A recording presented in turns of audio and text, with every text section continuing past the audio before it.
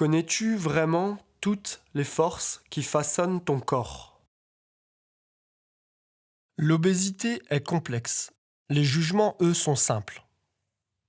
Sur le sujet du surpoids, beaucoup tranchent vite. Tu es gros, c'est de ta faute.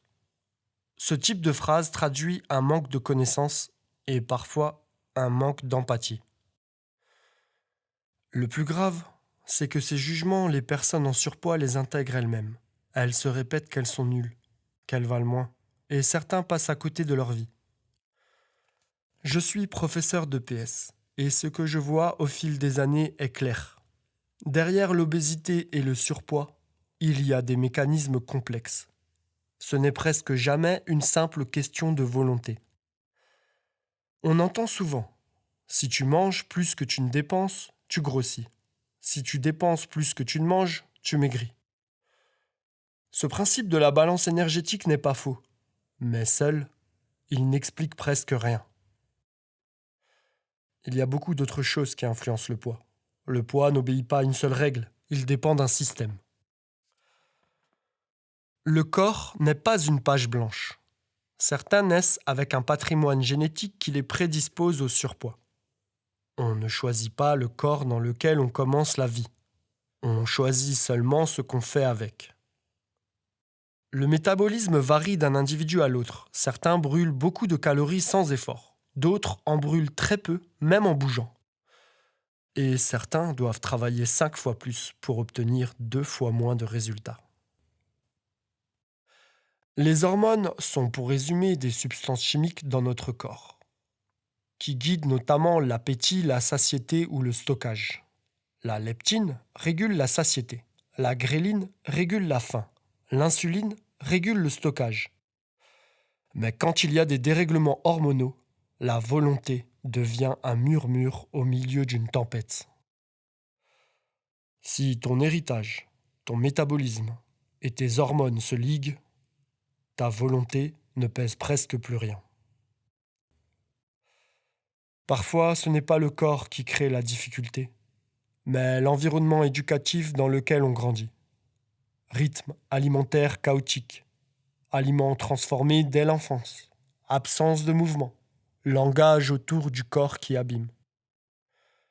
En réalité, beaucoup de choses se jouent durant l'enfance. Pas par malveillance, mais par héritage. On transmet ce qu'on a reçu, parfois sans le vouloir. Et si l'on veut briser certaines boucles entre générations, il faut d'abord les regarder en face. Les parents comptent, mais ils ne décident pas du terrain. Et le terrain, c'est une société obésogène. Une société qui favorise la prise de poids. Dans la nature, le sucre est limité. Dans un fruit, il y a 5 à 15 grammes pour 100 grammes, toujours avec des fibres. Résultat, l'absorption est lente. Le corps peut gérer la dose. Mais l'industrie agroalimentaire a supprimé ces freins. Nous avons fabriqué des bombes de sucre. Les bonbons ne poussent pas dans la nature, pas plus que les sodas ne sortent d'un fruit. Dans nos bombes, nos produits transformés, il y a 30 à 70 grammes de sucre pour 100 grammes, sans fibres, donc sans frein. Les doses sont 5 à 10 fois supérieures à tout ce que la nature a jamais offert. L'absorption de sucre est gigantesque et instantanée. Mais le corps exécute encore ses anciens programmes de survie. Il convertit l'excès de sucre en graisse car la graisse reste une réserve d'énergie. Cette mécanique est enracinée. Pendant 300 000 ans, la nourriture était rare. Depuis peu, nous sommes passés de la rareté à l'abondance totale. L'évolution biologique est lente. La transformation industrielle est rapide. Nous avons un cerveau de chasseur-cueilleur dans un supermarché. Et autour de nous, tout est optimisé pour faire craquer. Prix bas, publicité, texture, arôme, couleur. On stimule notre consommation. Dans ces conditions, les parents ne sont pas tout-puissants. Ils comptent, oui, mais ils ne contrôlent ni l'environnement, ni les mécanismes biologiques, ni le marketing. Avant, on sortait pour voir les copains. Aujourd'hui, notre foyer est un parc d'attractions. Films, musique, jeux vidéo, réseaux sociaux, intelligence artificielle, tout est à portée. On bouge moins et quand on bouge, on utilise un mode de déplacement à énergie électrique et non l'énergie du corps. Le confort augmente, le mouvement disparaît. Résultat, on brûle moins de calories. Il m'arrive de rentrer chez moi après une journée lourde et de vider le frigo. Mon corps cherche un apaisement. C'est le cortisol qui me domine, l'hormone du stress. Elle augmente mon appétit, elle me pousse vers les aliments les plus caloriques. Mais pour certains, ce n'est pas un stress ponctuel d'un soir, c'est le stress d'une vie. Les traumatismes, les humiliations, les manques, les blessures créent des conduites alimentaires. Ce ne sont pas des faiblesses, ce sont des stratégies de survie. Certains sont grossophobes avec une personne malade ou qui prend un traitement. Hypothyroïdie, diabète, dépression, anxiolytiques, corticoïdes. Ce sont là des maladies et traitements qui font prendre du poids.